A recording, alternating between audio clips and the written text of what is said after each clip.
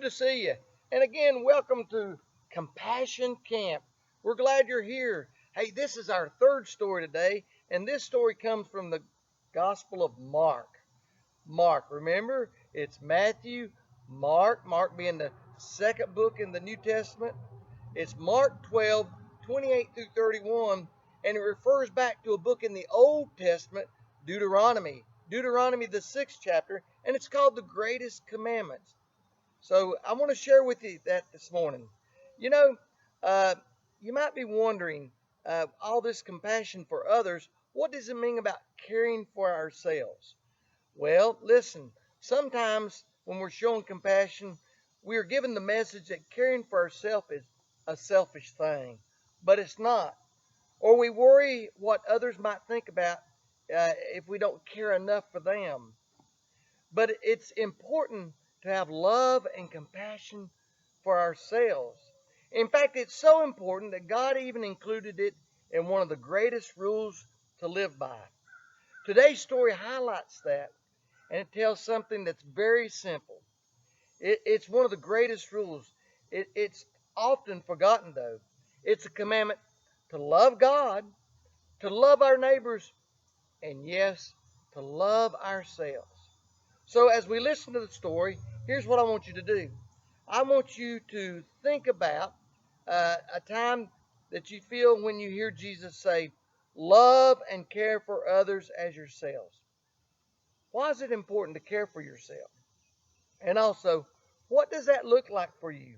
And you might want to discuss it with your family and share it with one of your family packs that you picked up this week. Okay? So let's get to our story. It's Mark 12, verses 28 through 31. And it goes like this. Jesus and the disciples, they spent a lot of time together, and some of their time was spent in Jerusalem. One day, Jesus and the disciples was at a temple, a place where the people gathered to worship God. And he was teaching and he was telling stories. A lot of people listened eagerly, but many had questions. The temple leaders and the elders, they were unsure of Jesus, and they asked, who gave you power to do and to say these things? And others were jealous, and they wanted to trick him. So they asked, should people pay taxes? Now others, they were worried, and they asked him, well, what happens in the resurrection and the afterlife? Well, then one of the leaders of the temple, they came up and they asked Jesus. They saw that he was kind and wise. So they asked him, tell us, teacher, which one of God's laws or commandments is the most important? Well, Jesus had an answer for them. Jesus answered, the first is what we all know. And it goes, hear, O Israel, the Lord our God, the Lord is one.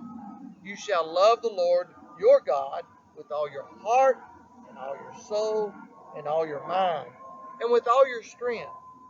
But before the temple leader could ask another question, Jesus went on and he said, oh, the second is love your neighbor as yourself. These two are the most important of God's laws. Wow, wasn't that a great story? Well, listen, the leaders who question Jesus, they're concerned with so much. They're focused on things that really aren't related to loving God, loving neighbors, or loving ourselves. They don't understand or trust Jesus, how he heals and he teaches, how he loves, and how the people follow him. So they asked Jesus, where did you go to become a teacher? Because they didn't understand where he got his power and knowledge. They asked him about his political views. They were hoping to try for him to choose sides and choose power. And they asked him other questions, like they asked him some complicated things like the afterlife, because they thought he wouldn't be able to give them a good answer. And then the people would become unsure of him and stop following him. But they didn't. So he shared this story with them. Love God and love our neighbor as ourselves. What does that mean to you? Think about that and share that with your family over the next few days. And again, I want to thank you for allowing me this opportunity to sit in with you and your family and to share this story that Jesus told. And I hope to see you in our next story. Come back again. Thank you and have a great day.